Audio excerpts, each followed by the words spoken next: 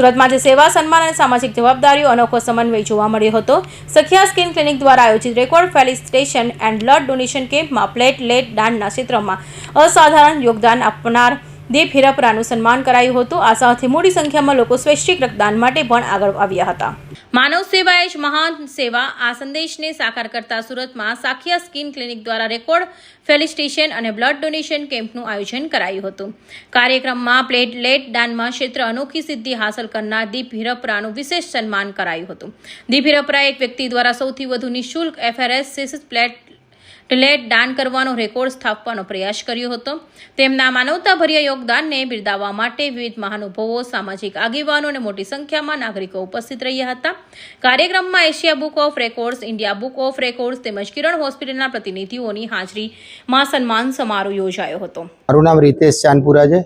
India book of record અને Asia book of રેકોર્ડમાં હું રજિસ્ટર્ડ જજ છું। ગુજરાતમાં જે પણ રેકોર્ડ બને છે એને ચકાસણી કરવાની હોય છે મારા, અને હું એ સેવા આપું છું। અને આજે અમદાવાદથી સ્પેશિયલ સુરત આવ્યો છું અને આમનો જે રેકોર્ડ દીપભાઈનો જે રેકોર્ડ બન્યો છે કે 6 મહિનામાં એમણે સૌથી વધુ વખત પ્લેટલેટ દાન કર્યા છે, અને એ પણ ફ્રીમાં, અને 13 વખત એમણે દાન કર્યું છે। એટલે આ વસ્તુ ભારતમાં તો હજુ કોઈ રજિસ્ટર્ડ કરાવ્યું નથી, પણ આખા એશિયામાં ફર્સ્ટ ટાઈમ રજિસ્ટર્ડ થાય છે। એટલે એશિયા ખંડમાં એમનો આ ફર્સ્ટ રેકોર્ડ બને છે।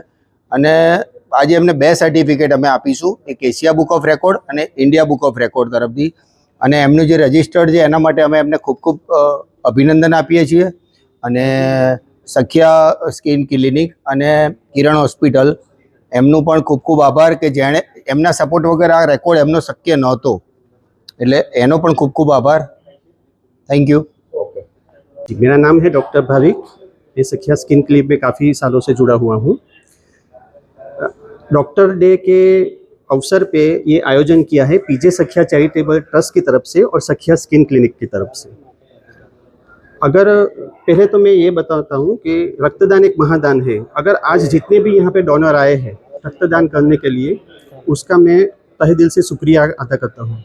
क्योंकि अगर आप किसी को रक्त देते हैं तो वो इमरजेंसी पेशेंट के लिए बहुत हेल्पफुल होता है। कोई ऑपरेशन हो, किसी का एक्सीडेंट हो गया हो, तो उस टाइम दिया हुआ रक्तदाताओं का रक्त उनको नया जीवन देता है। तो इसीलिए मैं तो ये कहता हूँ कि अगर आपका शरीर हेल्दी हो तो आपको रक्त देना ही चाहिए और दूसरे लोगों को भी प्रेरित करना चाहिए, क्योंकि ये बहुत अच्छी बात है।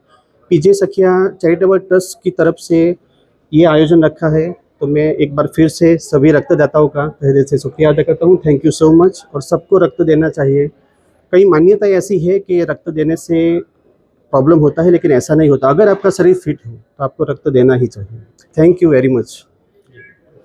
रितेश चंदपुराए एग्जीक्यूटिव डायरेक्टर तरीके ઉપસ્થિત રહી રેકોર્ડ પ્રક્રિયાને નિહાળી હતી। તો સન્માન સમારોહની સાથે આયોજિત બ્લડ ડોનેશન કેમ્પમાં યુવાનો, મહિલાઓ અને વિવિધ સંસ્થાઓના સભ્યો ઉત્સાહપૂર્વક રક્તદાન કર્યું હતું।